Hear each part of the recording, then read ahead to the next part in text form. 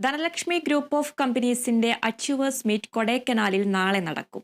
മീറ്റിൽ പങ്കെടുക്കുന്നതിനായി മികച്ച പ്രവർത്തനം കാഴ്ചവെച്ച ജീവനക്കാർ കൊടൈക്കനാലിലേക്ക് തിരിച്ചു. യാത്രയുടെ ഫ്ളാഗ് ഓഫ് തൃശൂർ മരത്താക്കരയിലെ കമ്പനിയുടെ ആസ്ഥാന മന്ദിരത്തിന് മുൻപിൽ നടന്നു.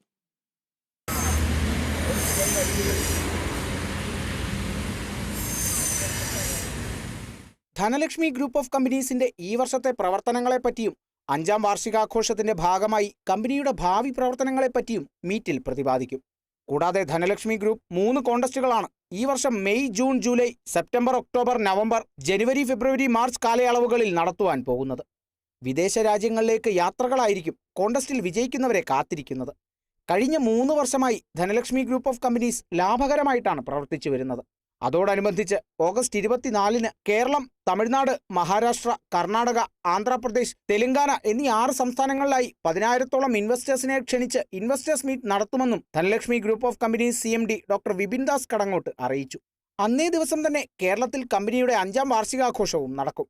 സംസ്ഥാനത്തെ 14 ജില്ലകളിലായുള്ള 25ഓളം വൃദ്ധസദനങ്ങളിലും അഗതി മന്ദിരങ്ങളിലുമുള്ള അന്തേവാസികൾക്കൊപ്പമാണ് വാർഷികം ആഘോഷിക്കുക. അതേ ദിവസം രാജ്യതലസ്ഥാനമായ ഡൽഹിയിൽ പുതിയ ശാഖകൾ ആരംഭിക്കുമെന്നും ഡോക്ടർ വിപിൻ ദാസ് അറിയിച്ചു. ധനലക്ഷ്മിയുടെ ആഗസ്റ്റ് 24-ാം തീയതി 5ാം വാർഷികം വളരെ ഭംഗിയായിട്ട് തന്നെ ആഘോഷിക്കുകയാണ്. അതിൻ്റെ ഭാഗമായി ഈ 5ാം വർഷം ധനലക്ഷ്മിയുടെ മുന്നോട്ടുള്ള വളർച്ച മറ്റുള്ള കമ്പനികൾ വളരെ ഉറ്റുനോക്കുന്ന തരത്തിലായിരിക്കും. നമ്മുടെ ധനലക്ഷ്മി ഫാമിലിയിലെ സ്റ്റാഫുകളെ ചേർത്ത് പിടിച്ചുകൊണ്ട് മെയിനായി നിൽക്കുന്ന ആളുകൾക്ക് വളരെ പ്രാധാന്യം നൽകിക്കൊണ്ട് ധനലക്ഷ്മിയുടെ ഓണർഷിപ്പിൽ വരുന്ന രീതിയിലുള്ള ഒരു അനൗൺസ്മെൻ്റാണ് നമ്മൾ നടത്താനായിട്ട് ഉദ്ദേശിച്ചിട്ടുള്ളത്.